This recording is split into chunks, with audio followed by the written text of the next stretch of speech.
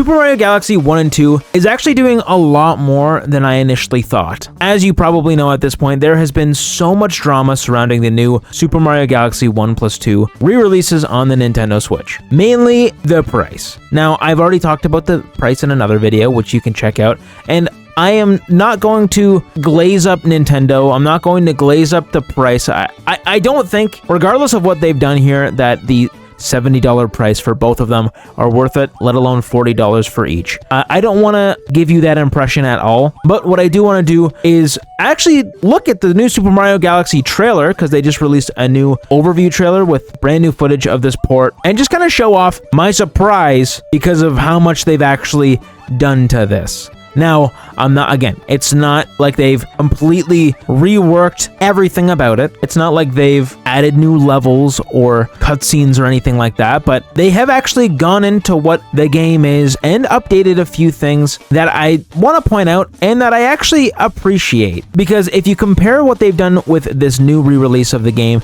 and compared to like the 35th anniversary Mario 3D All-Stars, this is a lot less lazy than what they did with 3D All-Stars. So let me just give you an example of what they did with Mario 3D All-Stars. So pretty much 3D All-Stars was just the game essentially emulated. It was 480p and it seemed to just be basically upscaled to run on the system. It didn't run at a full 1080p. Well, it did, but you can tell that it was not super sharp. Like there was a long way that could go. I'm pretty sure that it was AI upscaled to run 1080p. And that goes for all the other games that were in 3D All-Stars as well. Super Mario 64 had a pretty basic emulation job, and same with Sunshine. But we're talking about Mario Galaxy. You could primarily tell that this game was emulated in 3D All-Stars because all the textures were the same. The resolution, yes, was sharper, but there wasn't that many more ways that the game really utilized the Nintendo Switch hardware as much as it could, for sure, if they had just gone into the code and, changed things. Now, with the new re-releases, it seems like they actually put in a lot more work, like I've said. First of all, and I think the most noticeable thing, is textures. They've actually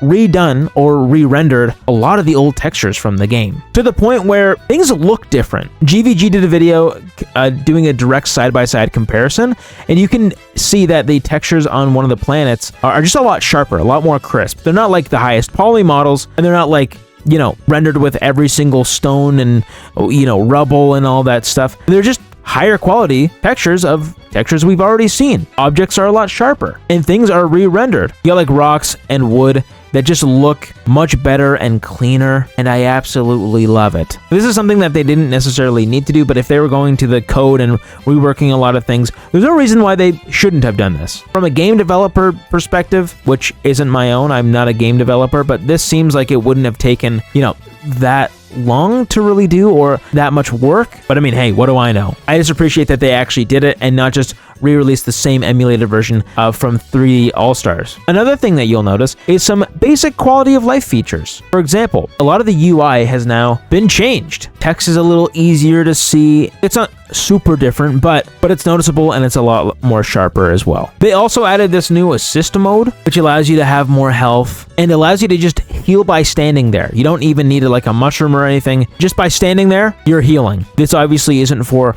most of us gamers, but for the younger players, I'm sure it's good to have. I remember when I was playing this game initially, when it first came out, I was super young. I was a little boy, and I remember having some really difficult times with it. It was pretty hard for me. Of course, I'm not sure if I was the sharpest tool in the shed, if you know what I mean. But I think in assist mode for younger players, hey, I'm happy that it's here. If you jump off the side of a planet, it'll just put you in a bubble and then bring you on top of the planet, which is, that's great. Sure, I'll take it. I won't use it, but it's good to have. They've also added a brand new chapter in Rosalina's picture book, which, I mean, I'm sure that this is just to make the Mario movie lore, the new Mario movie Galaxy lore, a little bit more in line with the games. Who knows what they'll change, but having additional books, I mean, that's kind of cool.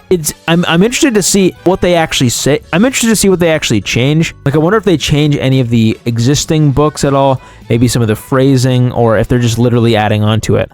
And then on the Mario Galaxy 2, they actually just add an entire new book. From what I remember, there wasn't a book in Mario Galaxy 2, but now there's just a book. Like, okay, sure, I'll take the more content. If it adds some more lore to the story, then, I'm happy with it. I'm a happy guy. One other new mode that they added was this soundtrack mode. So you can actually listen to the soundtrack of both games really whenever you want. now in this. Now they did this with 3D All-Stars, but having just this, listening to the whole OST in the game, that's a great time. Mario Galaxy has some of the best music really in any game ever. I even played some Mario Galaxy music at my wedding. There's a fun fact about me. Of course, we also get to see some new amiibo as well, and we know the amiibo functionality. We get a life mushroom and a 1-up mushroom if you scan them. Now, the amiibo are $40, which I've touched on before. That's pretty horrific. That's a lot of money. They are bigger and they look fantastic, but $40? Oh my goodness gracious. That's a lot. But now let's go back into the graphics and,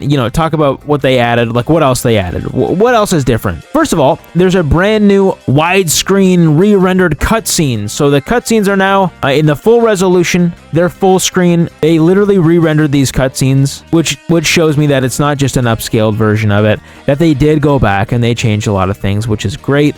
And I would say the biggest update that this game has to do with the Nintendo Switch 2. Now, I know that they've reworked a lot of the textures, especially some of that stonework in the first section of the game, which I'll show on screen side by side. It looks great. Some of the poly models are just a little more detailed, but with the Nintendo Switch 2, you can actually play this game in 4K at 60 frames per second. Now, obviously, if you emulate this game, yeah, you could have already played this at 60 frames per second in 4K, but I don't like emulation. I don't like dealing with emulation, and I'd much prefer just buying a game and playing it on my console. That's just the type of gamer I am. I also don't encourage pirating games because, that's not it's not legal.